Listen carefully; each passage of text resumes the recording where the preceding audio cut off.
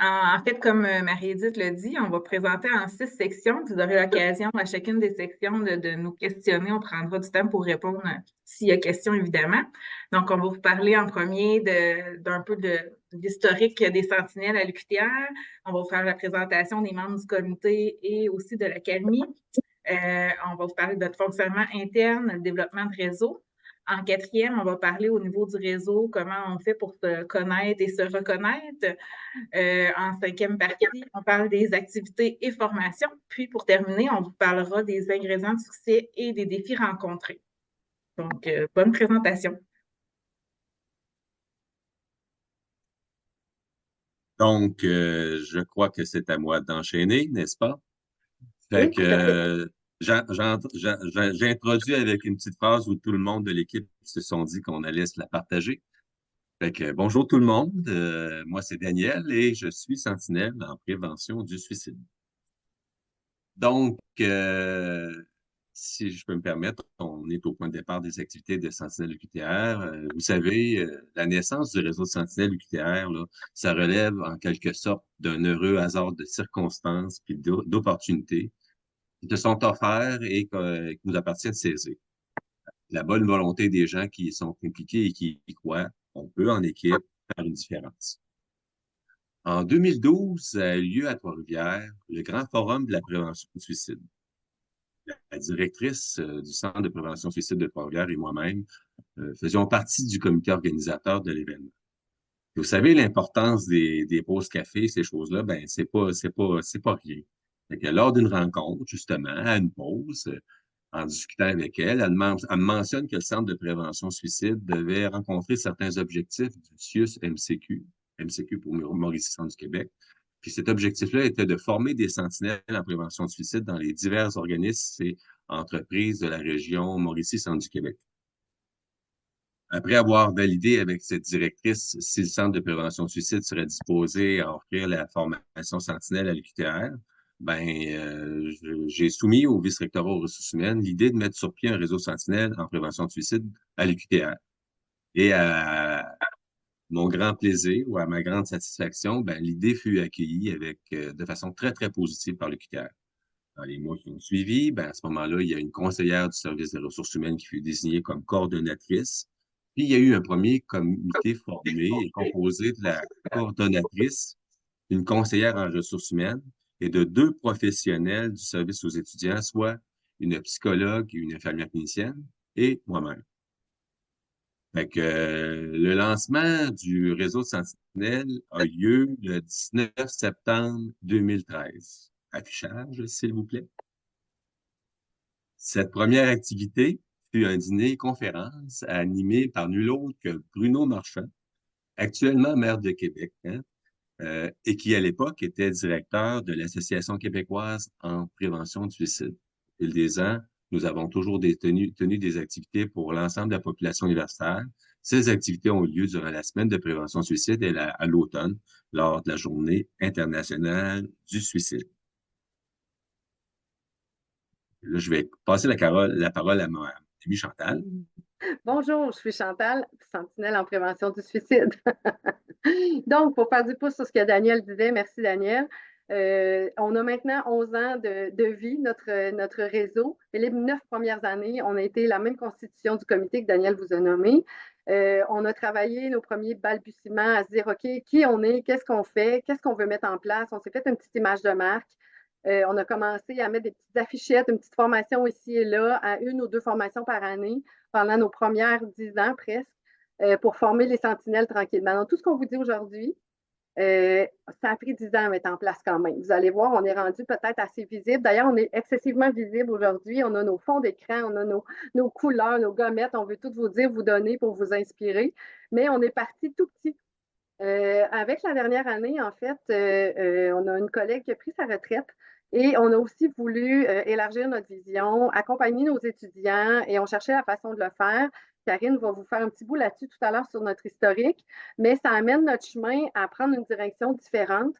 Cette année, c'est reconstituer notre comité qui est en fait, on est les mêmes 2, 3 personnes fondatrices, mais on s'est adjoint 3 personnes au service aux étudiants, puis une autre personne au service développement humain qui ne peut malheureusement pas être avec nous aujourd'hui.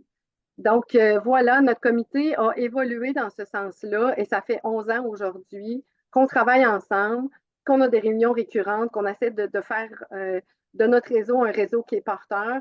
Il y a quand même une certaine, on est content, ça fait 11 ans qu'il dure, donc il faut croire que certaines actions qu'on a mises en place ont leur portée.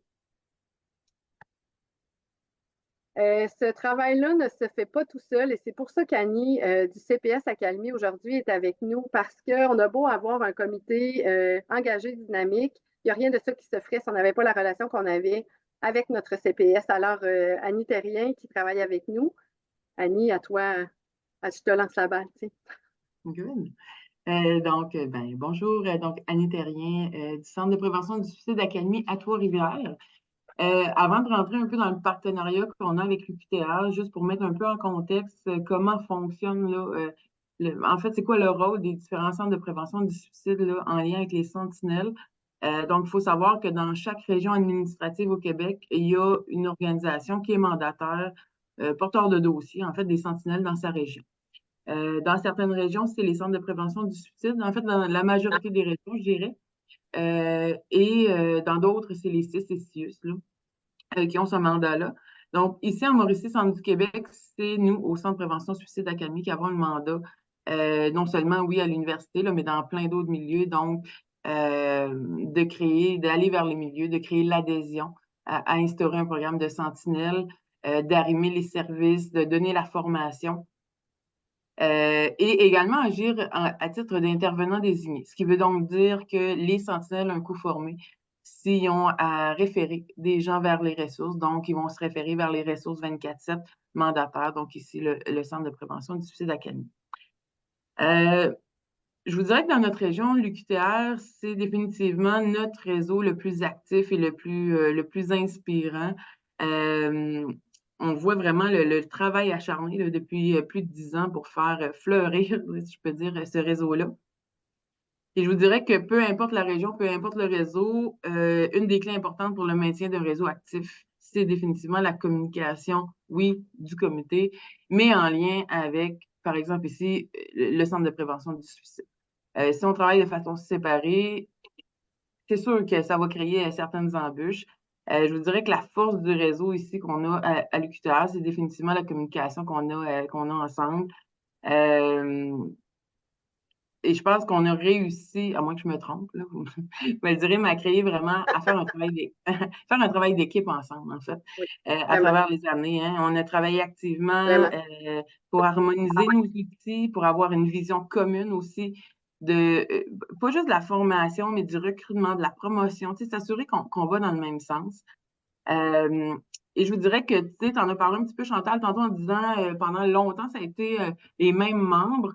Oui, il y a eu des changements, mais somme toute, il y a une stabilité assez impressionnante de votre côté par rapport aux gens impliqués. Et idem, je vous dirais, du côté du Centre de prévention du suicide, à travers les années, l'équipe n'a pas bougé, là, vraiment depuis plusieurs années, qui est venu contribuer peut-être aussi à garder ce lien-là là, très, très actif. Donc, je pense qu'on va en reparler là, des clés du succès à la fin, mais je pense que ça vaut la peine de le dire, là, la collaboration qu'on a ensemble est définitivement significative. À un tel point aussi, on le voit à chaque année, l'UQTR va organiser différentes activités pour ses sentinelles. On va avoir l'occasion de vous en parler un peu plus en détail tantôt. De notre côté aussi, on organise des activités pour les sentinelles, pas juste de l'UQTR, mais bien de tous nos réseaux de sentinelles. Et ce qui est très intéressant, c'est que d'un côté comme de l'autre, on se donne le devoir de participer et d'être là. Donc, quand l'UQTR organise différentes activités, donc nous, on va aller participer. Et inversement, les premiers à répondre présents à nos activités, c'est définitivement votre gang. Tellement que vous nous causez des maux de tête à savoir si on va avoir assez de place pour tout le monde. Donc, c'est très actif. Mais tout à votre honneur, là. Donc, je pense que ce partenariat-là va au-delà de on se lance un coup de fil une fois de temps en temps. Là. On le voit sur le terrain, à quel point de part et d'autre, là, on travaille en collaboration. Puis je pense que c'est clairement ce qui contribue là, à ce que ce réseau-là soit aussi fort et toujours actif après 11 ans, il faut le dire. D'expérience des réseaux qui sont toujours actifs après autant d'années, et puis même pas juste actifs, là, qui ont le vent dans les voiles, on n'en voit pas beaucoup. Donc, tout très bon coup aussi là, du réseau là, de l'UQTR.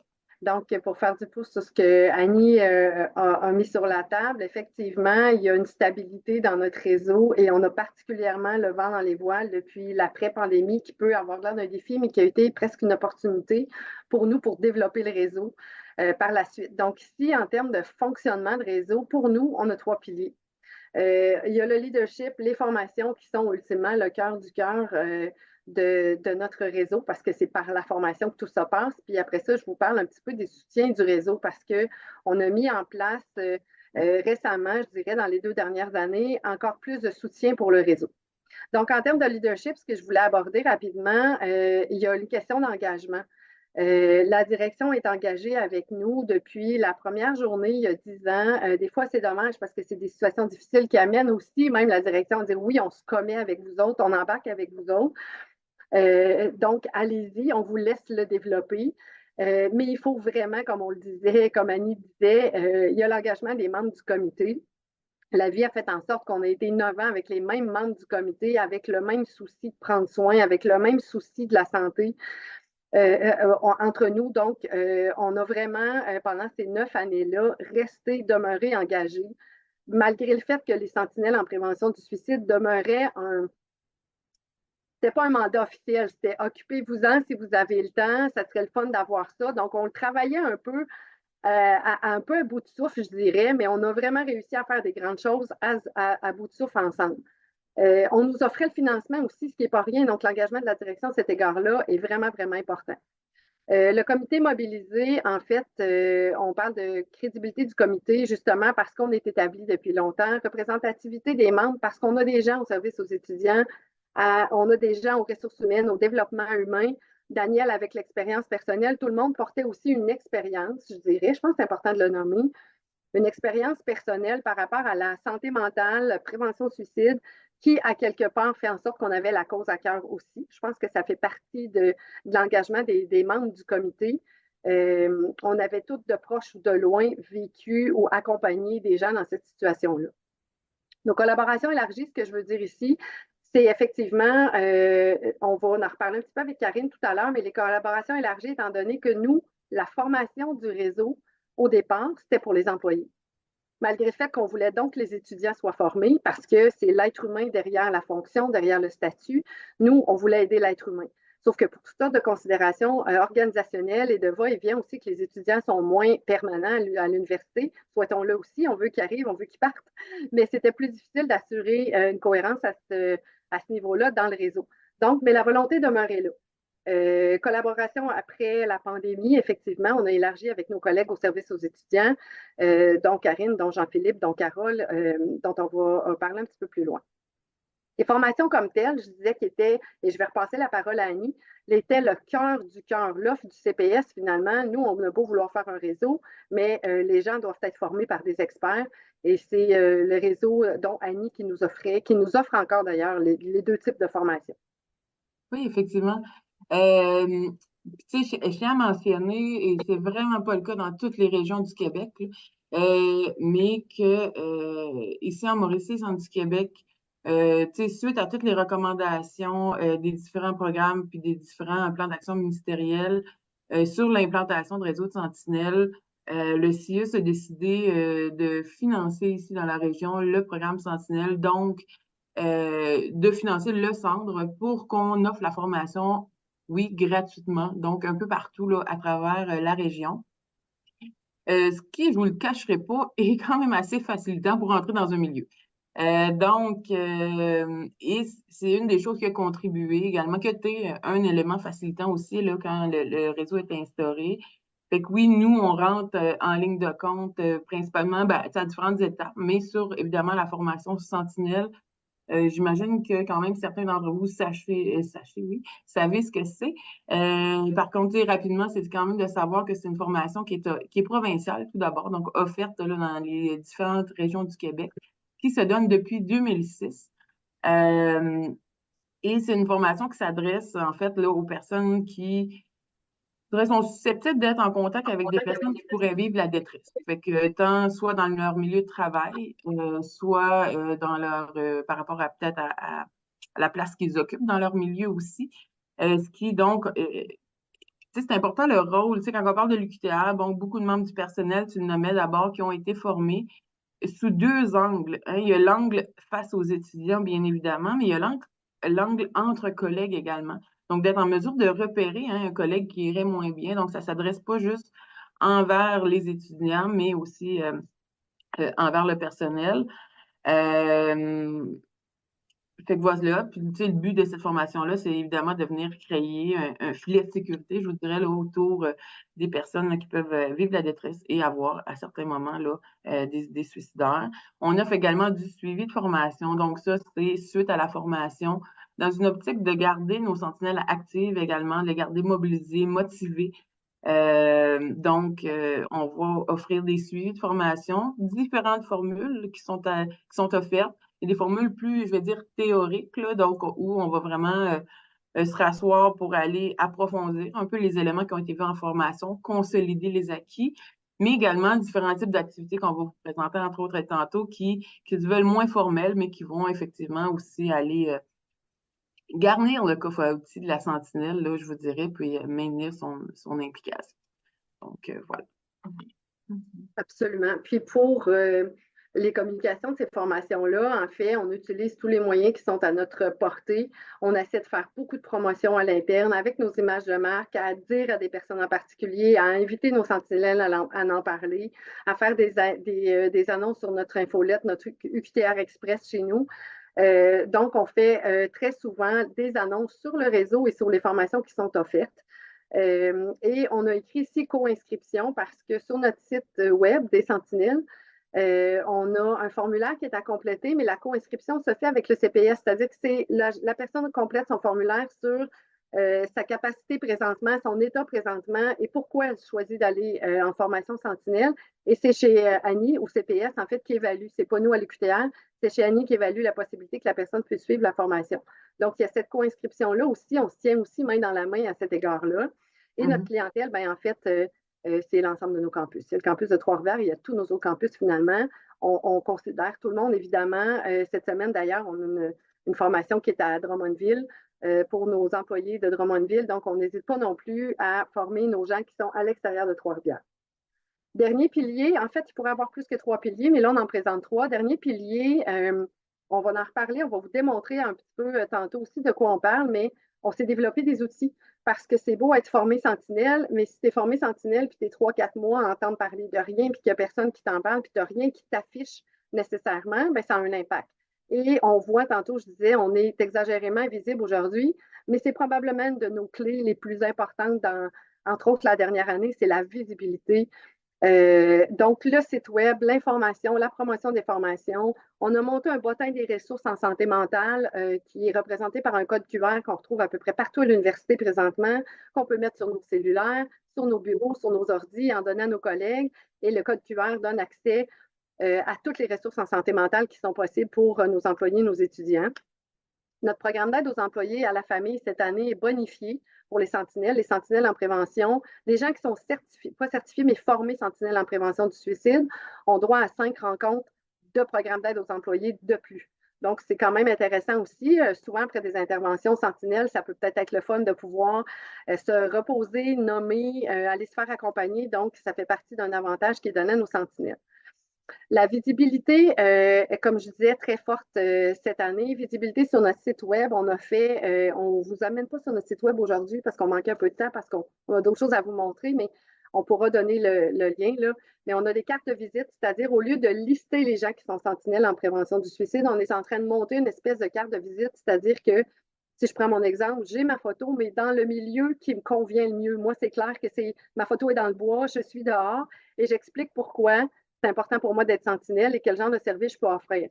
Il y a d'autres personnes qui ont une image plus corporative parce que l'objectif pour nous, c'est quand une personne est dans le besoin, pas choisir à qui elle va parler si elle ne sait pas déjà, si elle ne connaît pas déjà quelqu'un, pouvoir aller faire le choix, puis d'y aller selon ce qu'elle ressent comme peut-être une possibilité là, de collaboration, puis pouvoir discuter avec une personne qui est dans son profil un peu plus. Donc, au niveau de la visibilité, J'en parle un peu tantôt aussi. Et il y a le matériel promotionnel. On s'est vraiment décliné cette année avec les fonds d'écran, avec des gommettes en vinyle qu'on peut mettre encore une fois sur nos ordi, sur nos bouteilles d'eau. On en met partout. On a des points-virgules. Vous connaissez le point-virgule en santé mentale. On en a fait notre emblème cette année. On en a donné à plein de monde. On a des points-virgules qu'on peut encore une fois coller partout, mais qu'on voulait aussi utiliser comme échange. Je discute avec toi, tiens, je te donne ça, ton histoire n'est pas terminée, continue, je suis là pour toi, puis on échange le point-virgule pour que la personne reste avec le réconfort de cette rencontre-là. Et dans la semaine, entre autres, de prévention suicide, on en a particulièrement donné et offert, et on voyait que ça faisait du bien aux gens qui avaient besoin de discuter. Donc, cette année, sincèrement, par rapport à nos piliers pour le fonctionnement du réseau, on s'est vraiment pris un peu plus au sérieux. On est passé du mandat dont je disais tantôt à devenir vraiment une facette du service du développement humain et organisationnel. C'est un mandat qui prend de la place, qui va prendre de la place. On en parle, on invite le recteur à nos activités. C'est rendu institutionnel, notre comité. Donc, c'est pas, comme je disais tantôt, c'est pas un dossier qu'on travaille, c'est un réseau qu'on développe. On est en train de créer une petite communauté de soutien. Puis, on sent le besoin et on sent aussi l'affiliation des gens en ce sens-là. Donc, il y a aussi le top-down, l'engagement de la direction vers nous, mais il y a aussi les gens qui se sentent soutenus. Bien, les gens qui se sentent soutenus à faire partie d'un réseau en parlent à leurs collègues. Donc, on élargit notre réseau de cette façon-là aussi. Donc, je ne l'ai pas dit tantôt, mais je suis Karine, je suis sentinelle en prévention du suicide. Donc, je vais vous parler du développement du réseau. Moi, je suis la toute nouvelle du comité. Je suis arrivée à faire un partenariat en 2022 parce que à ce moment-là, je travaillais au campus de Drummondville. Puis, j'ai travaillé avec l'équipe pour faire venir une formation sentinelle à Drummondville. Puis là, c'est à partir de ce moment-là que je me suis intégrée à leur comité. Je vais passer vu qu'on parle de Drummondville aux campus régionaux. Donc, présentement, c'est ça, on a un partenariat aussi avec le centre d'écoute de Drummondville pour offrir sur notre campus de Drummondville des formations. Comme Annie l'a expliqué, c'est vraiment par région que les formations, les subventions sont données. Fait qu'il faut quand même respecter cet aspect-là. Drummondville est un campus plus petit, mais on en a déjà offert une par année. Là. On essaie d'en donner une par année quand même avec eux. Puis pourquoi je m'intègre aussi au projet, c'est que je m'occupe d'un projet de père aidant à l'UQTR qui est depuis 2 ans. En fait, ça part des étudiants en psychoéducation qui avaient ce projet de père aidance, puis on a développé avec eux. Puis là, depuis 2 ans, je coordonne. Donc, ce sont des étudiants qui sont là pour soutenir, informer, sensibiliser, faire de la promo, de la santé mentale. Donc, c'est des étudiants qui s'engagent à donner quelques-uns dans leur semaine pour offrir une présence sur le campus. Ces étudiants-là, en fait, on leur offre, mais ils doivent s'engager à faire la formation sentinelle dans leur rôle qu'ils ont à jouer pour la brigade repère. Donc, c'est de là que s'est joint le service aux étudiants, puis qu'on offre maintenant la formation aux étudiants qui ont un rôle spécifique à jouer sur le campus. Évidemment, c'est ça, Annie m'avait parlé, il y a quand même des initiatives d'étudiants qui peuvent arriver de temps en temps, des groupes, par exemple, des étudiants qui étudient en psychologie ou en relation d'aide qui ont le désir. Il peut y avoir des groupes qui se forment quand même. Ça, on a comme un peu moins suivi. Ce n'est pas nécessairement des gens qui vont s'identifier après sur le campus. Mais on a quand même le suivi de nos étudiants qui s'inscrivent là, depuis 2 ans avec la brigade repère. Puis on avait aussi, dans le fond, une belle, là, on en parle depuis ce matin à la conférence, mais avec le plan d'action en santé mentale, avec toute la pandémie, qu'est-ce qui arrivait, l'augmentation des demandes, la détresse des étudiants, ça nous a donné, malheureusement ou heureusement, je ne sais pas trop, mais une belle porte d'entrée pour le développer encore plus, notre réseau, puis être encore plus présent. Puis, il y avait un engouement des employés de ce besoin aussi d'être formés pour accueillir la détresse de nos étudiants qu'ils vivaient actuellement. On va en parler, je ne veux pas devancer un peu plus tard, mais c'est ce qui a fait aussi augmenter nos formations qu'on offrait là, aux employés dans les dernières années. Donc, voilà, fait que ça, c'est pour ma partie développement. Je laisse Annie prendre la suite. Oui, en fait, c'est juste un petit ajout. Tu le nommais, là, qu'il y a des initiatives quand même étudiantes. Donc, oui, depuis 2003, on a offert la formation à des étudiants là, de la brigade. Je fais le lien avec le financement, la gratuité qui nous permet, nous, d'ouvrir peut-être plus aux étudiants. Mais tu sais, depuis 2016, c'est plus de 300 étudiants à l'UQTR qu'on a formés, qui viennent effectivement, puis c'est des initiatives là, qui nous ont contactés. Initiative étudiante, mais tu sais, je vous dirais que je renvoie quand même la balle dans le sens, à l'UQTR, dans le sens où c'est parce qu'ils ont vu le réseau, ils voient à quel point le réseau est actif, ils voient, ils en entendent parler, ils sont curieux, ils nous contactent. Fait que, tu sais, on voit vraiment, on a formé quand même beaucoup d'étudiants, tu sais, des associations étudiantes, évidemment, bac en enseignement, entre autres, là, à différents niveaux, mais on en a formé aussi beaucoup en ergo, en kiné, psychoéducation, là, comme tu le nommais aussi. Même s'il y en a certains qui viennent davantage, tu sais, qui vont nommer que c'est peut-être plus en lien avec le travail qu'ils vont faire, en fait, là, où, tu sais, des fois, ils ont commencé des stages, etc. Fait que bon, ils veulent en savoir un peu plus, mais c'est pas la majorité. Tu sais, moi, je vous dirais vraiment que, étonnamment, on a beaucoup qui vont nommer vouloir être en mesure de se soutenir leurs collègues, tu sais, d'être capable, là, entre eux, tu sais, il y a des périodes qui sont plus difficiles. Il y en a des étudiants qui vivent de la détresse, puis mais certains se donnent un peu le mandat d'être capable d'accueillir ça, puis d'être présent.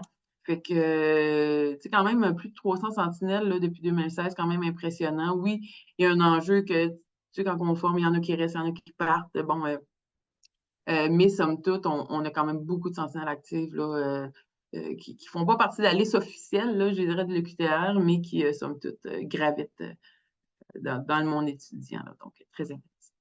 Puis j'ai mis, juste en parenthèse aussi, là, on a mis le guide d'implantation. En fait, officiellement, c'est le cadre de référence. Là, on a mis le lien. Là, c'est sûr que vous pouvez pas cliquer dessus. Là. Je ne sais pas si vous allez avoir accès au PowerPoint.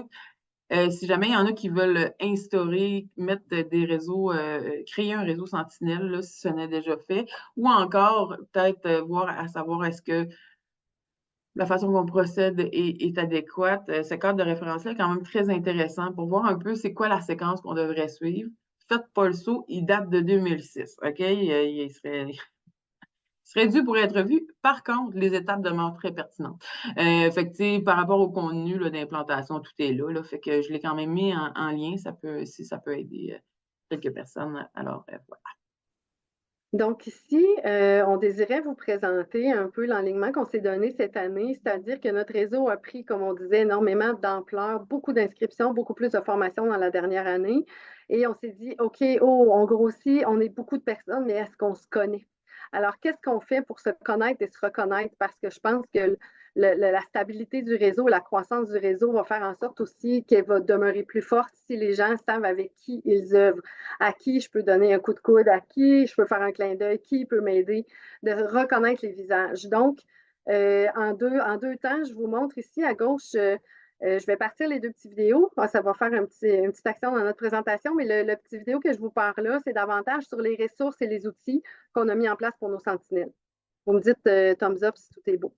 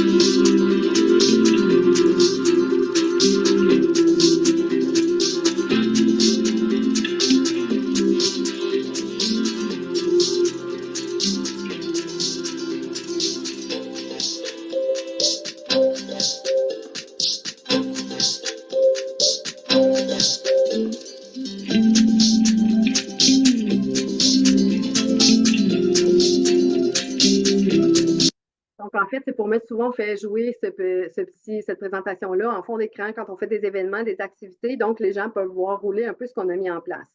Je reprends un élément qui était dans le petit vidéo, c'est la confection d'un chandail.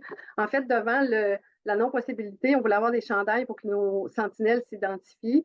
Devant le manque de budget l'année passée pour faire ce projet-là, on est amené à réfléchir plus loin, puis on s'est dit, on a un service qui s'appelle La Forge à la bibliothèque qui, en fait, on a conçu notre logo et La Forge pouvait faire imprimer les logos sur les vêtements. Donc, on a proposé aux gens de notre réseau de sentinelles d'utiliser leur propre linge. Leur propre linge, le chandail qui le fait, ce dans quoi ils sont confortables, et aller faire eux-mêmes leur chandail à La Forge. Ils vont faire imprimer eux-mêmes le chandail, tu mets le logo où tu veux, et on a le 1866 appel décrit gros de même dans le dos. Je pense qu'on ne peut pas nous manquer.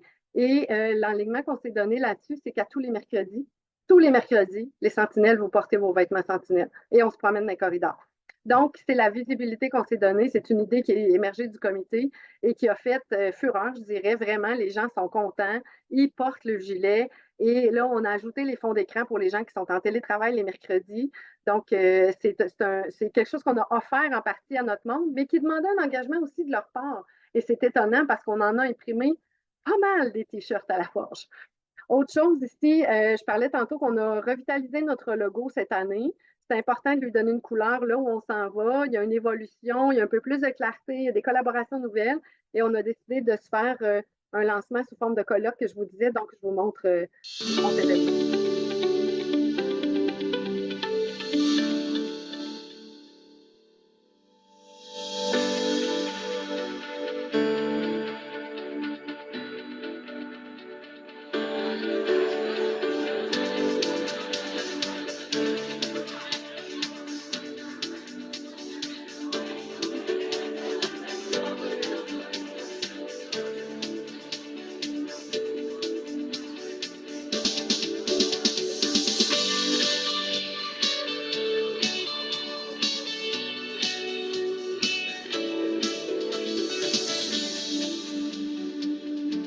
Dévoiler notre logo de cette façon-là, en faisant des casse-têtes avec des crottes géantes, remis au hasard aux personnes qui rentraient dans l'événement. On va vous donner un merci à chacune et chacun d'entre vous. Un merci bien personnel. Parce que le travail que vous faites, ce dans quoi vous êtes engagés, vous êtes les sentinelles, c'est important.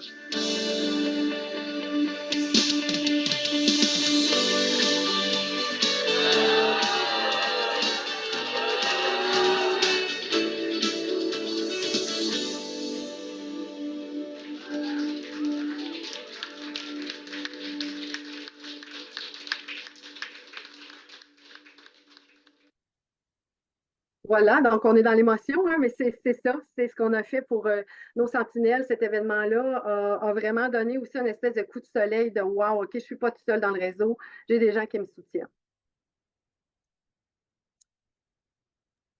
C'est moi qui poursuis, hein, c'est ça.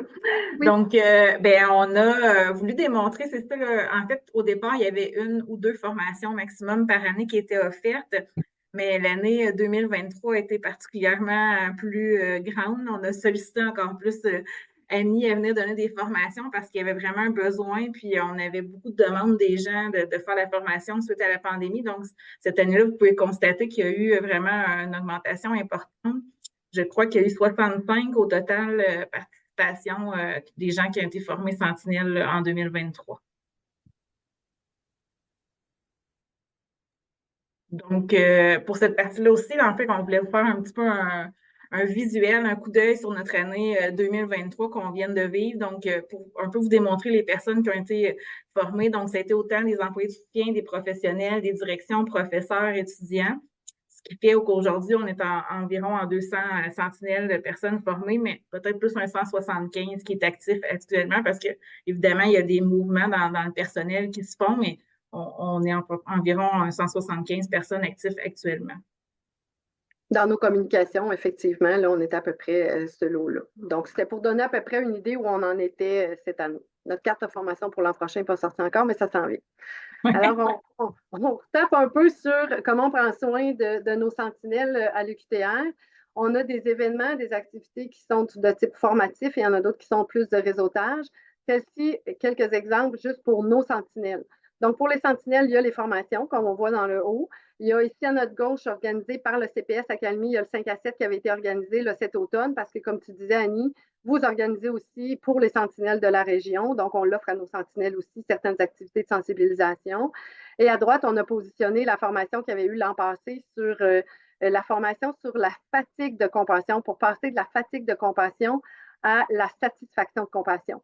On essaie d'aller chercher tout le temps la crème de la crème dans ce qu'on fait pour essayer d'aller vraiment élever le niveau aussi de conscience, puis de connaissance, puis de support, puis de soutien pour nos sentinelles. Et il y a aussi les activités qu'on offre pour toute la communauté universitaire. Donc, on fait des conférences midi. On est allé chercher Rachel Thibault sur le savoir cultiver son équilibre psychologique en période de crise. Florence K, c'est 2 exemples qu'on vous donne, mais il y en a d'autres parce qu'à toutes les années, à la semaine de prévention du suicide, on a des conférences. Et il y a Florence K l'année passée aussi qui est venue nous parler de mener la danse de la santé mentale à travers son propre récit. Donc, à chaque année, ce qu'on fait en termes de réseautage, au minimum, il y a un dîner réseautage. Et cette année, on a multiplié ça par je ne sais plus combien parce qu'il y a eu des formations, il y a eu du réseautage et il y a la semaine de prévention du suicide à laquelle on a donné énormément d'importance cette année en termes de visibilité, encore une fois, et se connaître et se reconnaître. On a décidé cette année pour la semaine de prévention d'être 3 jours actifs, 3 jours en temps complet dans le hall de l'UQTR et on a mis des ateliers en place en fait. Et l'objectif, c'était la collaboration, la co-construction et venir se déposer dans un espace sécuritaire, un safe space, comme on dit en français. Donc, on a réservé le hall. Je vais vous faire jouer la vidéo, vous allez voir. L'émotion va aller avec le texte, avec ce que je suis en train de vous dire. On avait un espace où c'était la construction d'une fresque collective. On était accompagné par un muraliste, Maxime Charland, où tout le monde était invité. Puis tout le monde, on est en arrière du statut. C'est l'être humain derrière sa fonction, derrière son statut d'étudiant. Tout le monde est invité à venir donner un coup de pinceau pour faire émerger une fresque collective à la peinture. Vous allez voir, je vous la montre après. Il y avait aussi des immenses panneaux où est-ce que les gens étaient invités à venir déposer une histoire collective ou déposer des mots d'encouragement ou des souffrances. Ça peut être ça, une détresse. Ils le déposaient, accompagné aussi d'étudiants qui étaient soit en communication ou en lettres avec un des professeurs qui a décidé de s'engager avec nous. On avait un coin où on a appelé l'espace tricot, où est-ce qu'on on tricotait des petits carrés en tricot, des granny, je ne sais pas quoi qu'on appelle, je crois, Granny Square, et pour faire éventuellement une doudou collective. Donc, il y a beaucoup de personnes qui sont venues tricoter aussi. Et on avait du café, on avait des biscuits, on avait une table où les gens pouvaient venir rempoter une petite plante et partir avec. On était particulièrement populaire auprès de nos étudiants internationaux pour l'ensemble de l'œuvre. On était aussi là pour En Sentinelle, habillé en Sentinelle, avec un paquet de matériel promotionnel et d'informations pour toutes les personnes qui se pointaient. Alors, je vous fais jouer notre vidéo de l'événement.